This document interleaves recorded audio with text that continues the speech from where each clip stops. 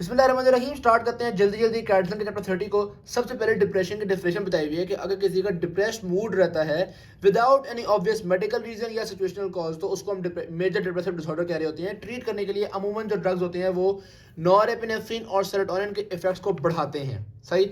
Amine hypothesis में हमने कहा हमें लगता ये है कि डिप्रेशन नॉरेपिनेफ्रिन और सेरोटोनिन की कमी से हो रहा है, इसीलिए कुछ ड्रग्स जो नॉरेपिनेफ्रिन और सेरोटोनिन को बढ़ाते हैं वो ड्रग्स डिप्रेशन को ट्रीट कर लेते हैं। लेकिन कुछ बातें ऐसी हैं जो कि अमाइन हाइपोथेसिस के खिलाफ जाती हैं, इसको निगेट करती है। जैसे मिसाल के तौर पे डिप्रेशन के पेशेंट के अंदर पोस्टमार्टम स्टडीज में हमने देखा सेरोटोनिन और नॉरेपिनेफ्रिन बहुत कम नहीं थे। सिमिलरली हमने देखा कुछ ड्रग्स जो हैं वो नॉरेपिनेफ्रिन और सेरोटोनिन को एक हफ्ते के अंदर अंदर बढ़ा लेते हैं, लेकिन डिप्रेशन ट्रीट होता है कोई 1-2 महीने बाद जाके। तो इसका मतलब है कोई और मैकेनिज्म इन्वॉल्व होगा। फिर कुछ ड्रग्स ऐसे हैं जो कि नॉरेपिनेफ्रिन वगैरह पे काम नहीं करे फिर भी एंटी डिप्रेसेंट है। कुछ ड्रग्स ऐसे हैं जो दूसरे रिसेप्टर्स पे एक्ट कर रहे हैं लेकिन फिर भी एंटी डिप्रेसेंट्स हैं। तो ये वाली बातें अमाइन हाइपोथेसिस के खिलाफ जाती हैं। अब आ जाए ड्रग क्लासिफिकेशन की तरफ। तो एंटी डिप्रेसेंट के अंदर ड्रग क्लासिफिकेशन सबसे पहले आता है हमारे पास ट्राइसाइक्लिक एंटी डिप्रेसेंट्स। इसमें नाम आते हैं हमारे पास इमिप्रेमिन, एमिप्रिडीन, क्लोमिप्रामीन। फर्दर 2 नाम मैंने ऐड किए थे, आपको बताया था एमोक्सिपिन और मेप्रोटिलिन को भी आप TCS ही काउंट करें।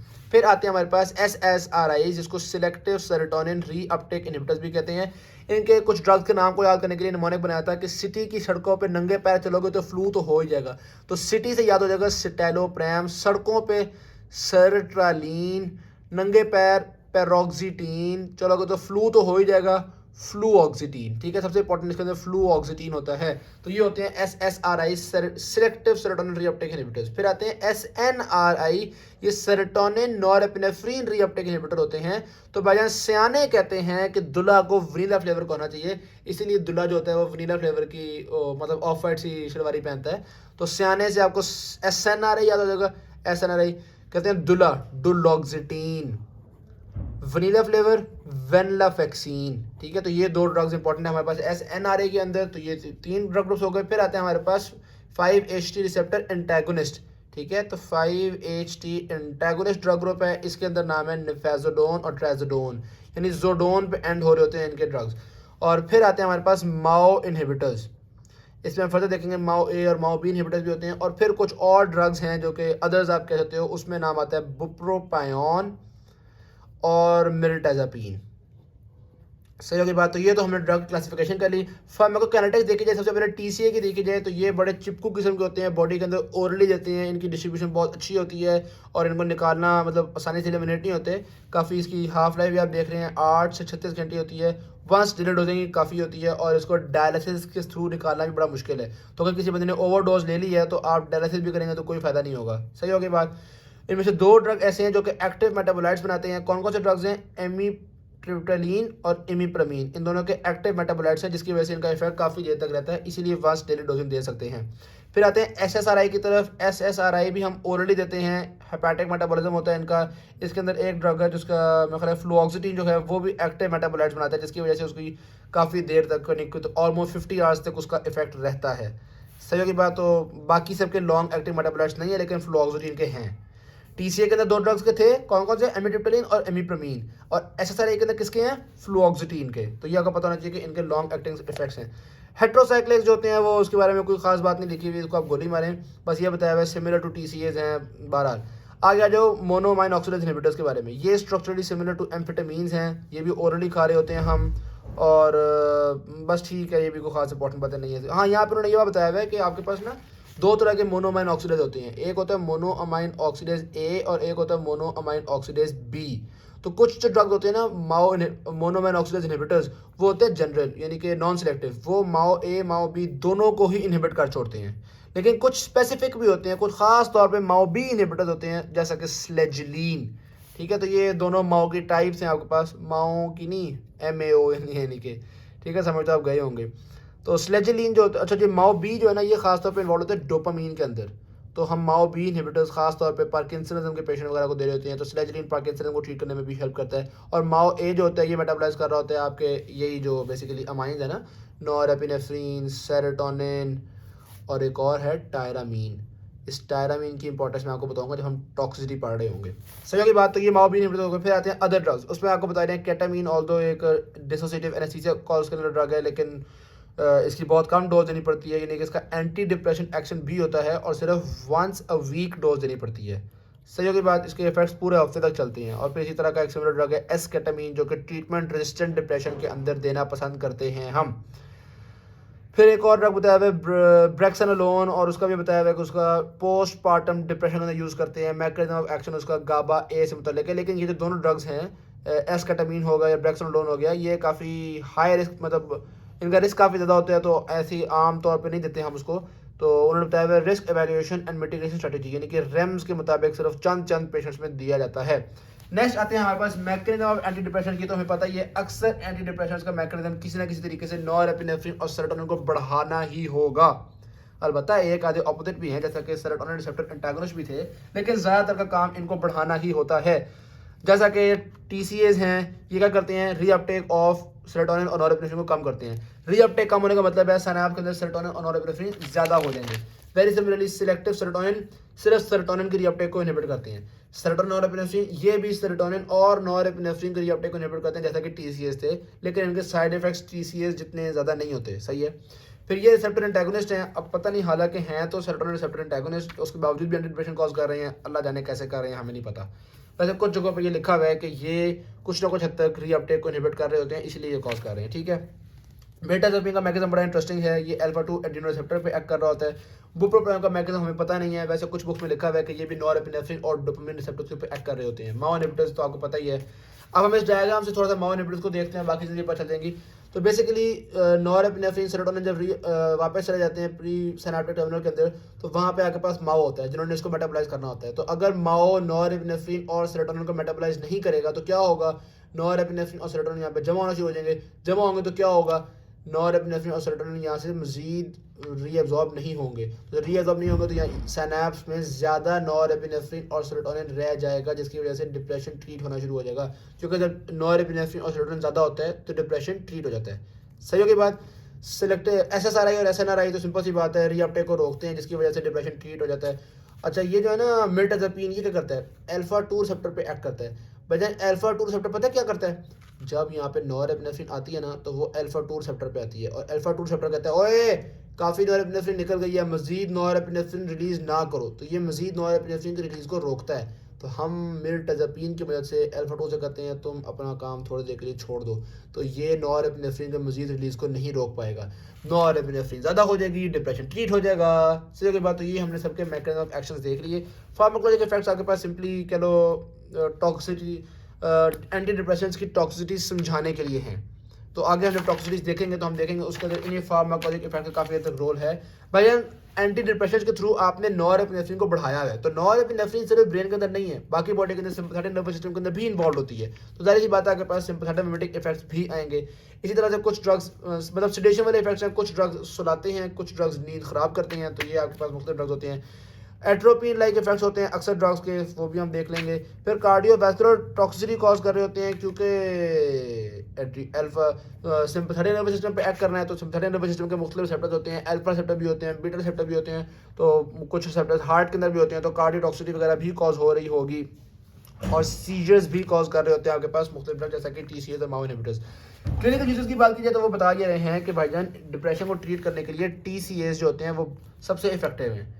तो हमने मजीद जो नए ड्रग्स हैं SSRI और SNRI वो क्यों लेके आए हैं, क्योंकि TCAs की टॉक्सिसिटी बहुत ज़्यादा थी। तो SSRI और SNRI TCA से ज़्यादा इफेक्टिव नहीं है, लेकिन चूंकि इनकी टॉक्सिसिटी कम है इसलिए आजकल हम इनको यूज़ करते हैं। SSRI ख़ास तौर पे फर्स्ट लाइन ऑफ ड्रग है फॉर डिप्रेशन। ठीक है।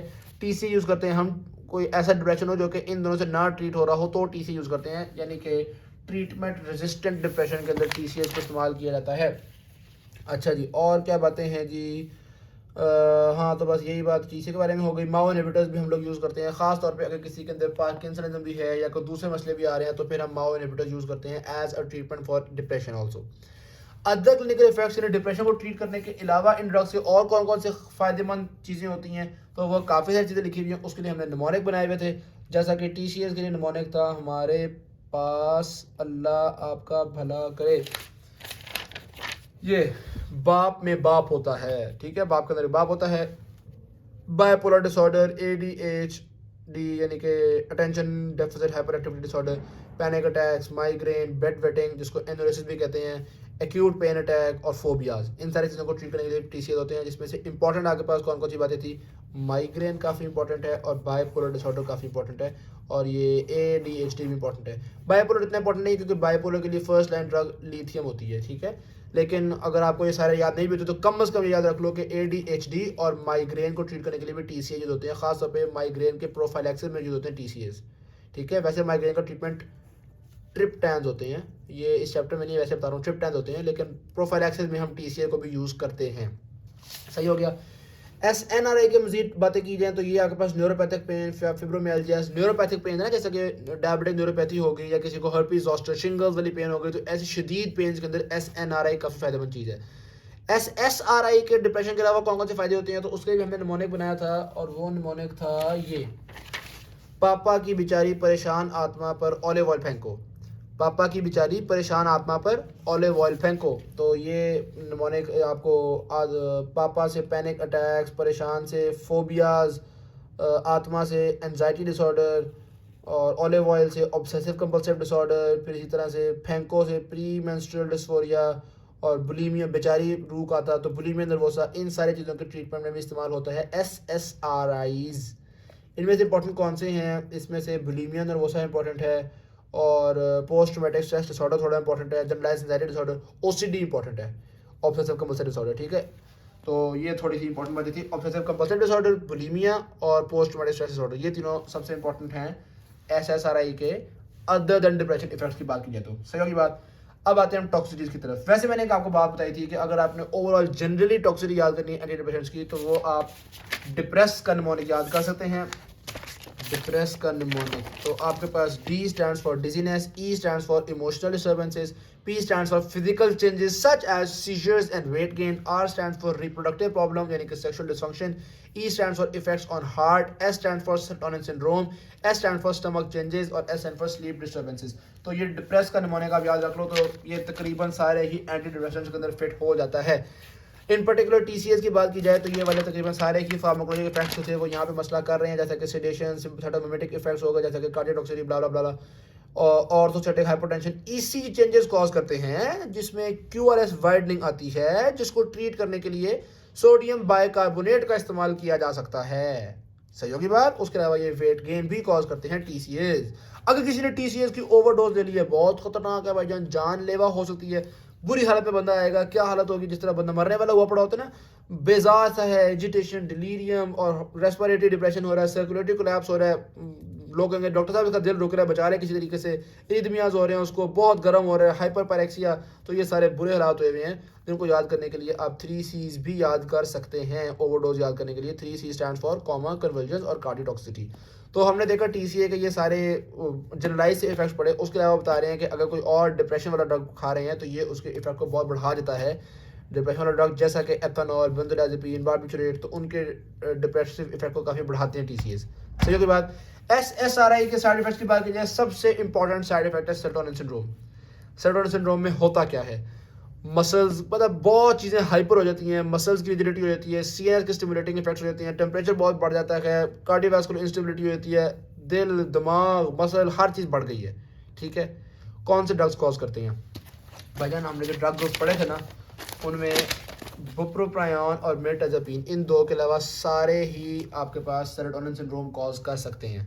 लेकिन SSRI और माओ इनहिबिटर्स जिसमें सरे फहरिस्त हैं, सही होगी बात, लेकिन सारे ही सेरोटोनिन सिंड्रोम कॉज कर सकते हैं। इसका ट्रीटमेंट क्या है? एंटी सीजर ड्रग्स दे सकते हैं ट्रीटमेंट के लिए, मसल रिलैक्सेंट्स दे सकते हैं ट्रीटमेंट, यानी कि दिमाग को ठंडा करो, मसल को ठंडा करो, और सिप्रोहेप्टेडीन, ये बड़ा इंपॉर्टेंट है क्योंकि देखो सेरोटोनिन सिंड्रोम है ना, ये सेरोटोनिन रिसेप्टर ब्लॉकर है। ठीक है, तो सेरोटोनिन सिंड्रोम का सबसे इंपॉर्टेंट ट्रीटमेंट कौन सा है? सिप्रोहेप्टेडीन।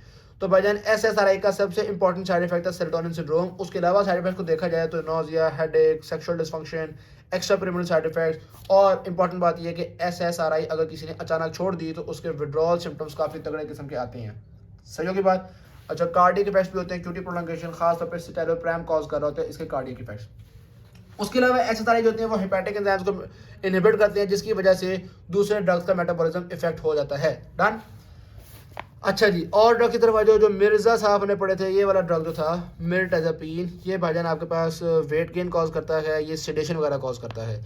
बुप्रोपियन बहुत अच्छा बच्चा है, ना ये सेक्सुअल डिस्फंक्शन कॉज करता है, ना ये वेट गेन कॉज करता है, और उल्टा ये स्मोकिंग छोड़ने में हेल्पफुल होता है। तो ये बहुत ही कह लो कि हेल्दी किस्म का ड्रग है आपके पास, सारे ये मसले नहीं कॉज कर रहा होता, लेकिन ये सीजर्स कॉज करता है। इसकी इंपॉर्टेंट बात यही है बस, सीजर्स इसका इंपॉर्टेंट टॉक्सिक साइड इफेक्ट है। खास तौर पे अगर बुलीमिया के पेशेंट्स में या एनोरेक्सिया के पेशेंट में आपने दे दिया तो उसमें सीजर्स कर देगा ये, तो इसकी कॉन्ट्राइंडिकेशन है बुलीमिया के पेशेंट्स और एनोरेक्सिया के पेशेंट्स। सही होगी बात।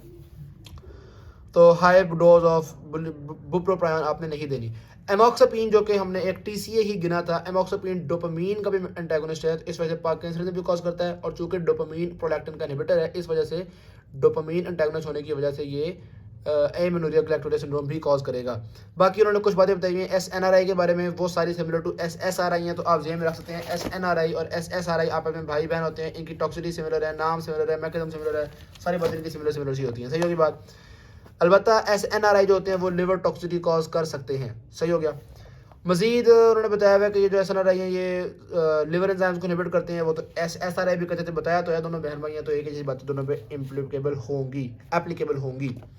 अच्छा, ये जो 5-HT रिसेप्टर एंटागोनिस्ट थे ना, निफाजोन, ट्रेजोन, उनकी उन्होंने अलग हेडिंग नहीं बताई हुई। इसी पैराग्राफ के अंदर, इस पैराग्राफ के अंदर ना काफ़ी ड्रग डिस्कस किए हुए हैं, तो 5-HT रिसेप्टर एंटागोनिस्ट भी डिस्कस किए हुए हैं।